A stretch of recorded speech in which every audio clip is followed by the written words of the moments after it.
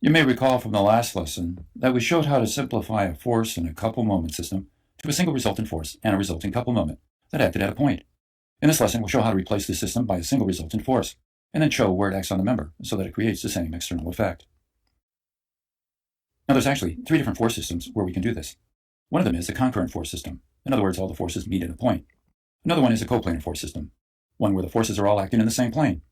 And the final one is a parallel force system. Now let's look at each one of these separately and show how we can reduce it to a single resultant force. First, the concurrent force system. The four cable forces that act on this disk are concurrent at the center point of the disk. And as a result, there's no moment about this point. Therefore, the resultant force, which is found from the vector addition of all four forces, acts at the center point, the point of concurrency. Now let's generalize the idea. Consider the four forces that act on this disk, which are all concurrent at point O. We can replace them by a single resultant force acting at O, such as this. We need to satisfy these three equations. The first one states that the resultant force component in the x direction must equal the sum of all the forces in the x direction in the system. The second one has to do with finding the y component of the force resultant, and it must equal the sum of the y components of all the forces in the system. And finally, our moment equation is automatically satisfied. After all, the moment of f of r around point O is equal to the sum of the moments of all the forces around point O here, and both of those is equal to 0. And so we know that the force system can be replaced by this single resultant force that has a line of action that must pass through this point of concurrency. When this is true, then the external effects on this disk caused by the single force will be the same as all of these forces acting on the disk. Now let's consider a coplanar force system, such as these three parallel forces that act on this light post, or the four coplanar forces that act on the stick.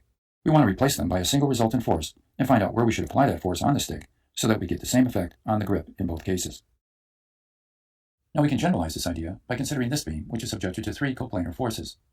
As you recall from the previous lesson, we were able to simplify the system to a single resultant force and a couple moment acting at some point on or off the beam. And we did that using these three equations, creating a balance between the force sum in the x and the y direction, and also a balance of moments around point O.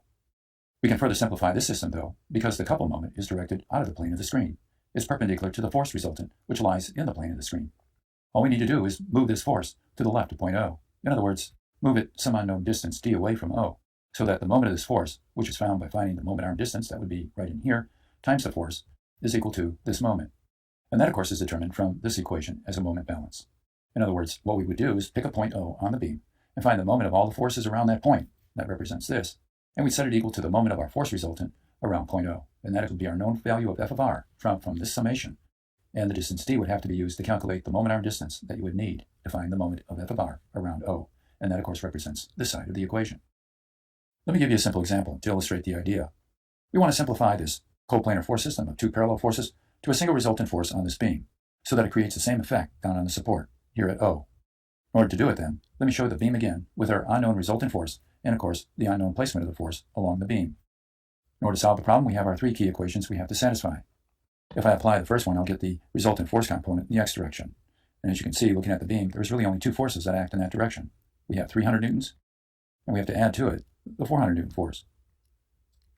These two added together, of course, give us a resultant force of 700 newtons in the x direction. When we sum in the y direction, there's no forces in the y direction, and so therefore we get 0. The force resultant then turns out to be 700 newtons. So this value right here is 700 newtons. Now let's find out where we have to place it on the beam. We require that the moment of that force around point O be equal to the sum of the moments of all the forces in the system about O. And so I can write this equation as minus 700 times the moment arm d, our unknown distance. And that must equal minus 300 times the moment arm of 3, and also minus 400 times the moment arm of 5. This equation can be solved for d, and when you do that, you get the result of 4.14 meters. In other words, when d is equal to 4.14 meters, and the force is equal to 700 newtons, then it will create the same moment around this point as the moment of the two forces around the point, and that'll cause this reaction to be the same down here as it is down here. But realize that the true force system on the beam is shown here. This is just a replacement of it for purposes of simplification. Finally, let's consider the parallel force system, such as these 5 forces that act on the roof of this building. We want to replace the system by a single resultant force and specify where it's located. Now to do this, we'll consider this plate, which lies in the xy plane, and is subjected to these 3 parallel forces.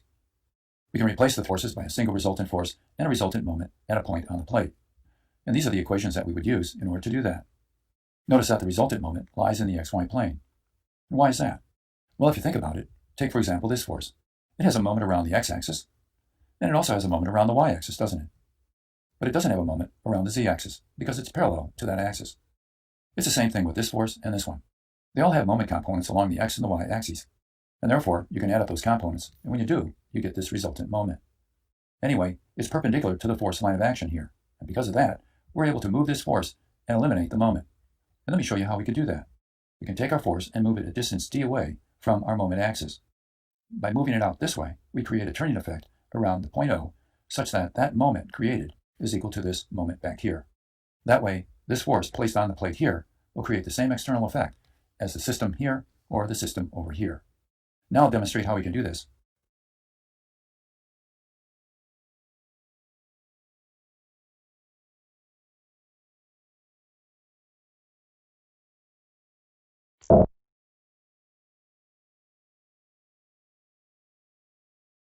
Create the same external effect as the system here or the system over here. Now I'll demonstrate how we can do this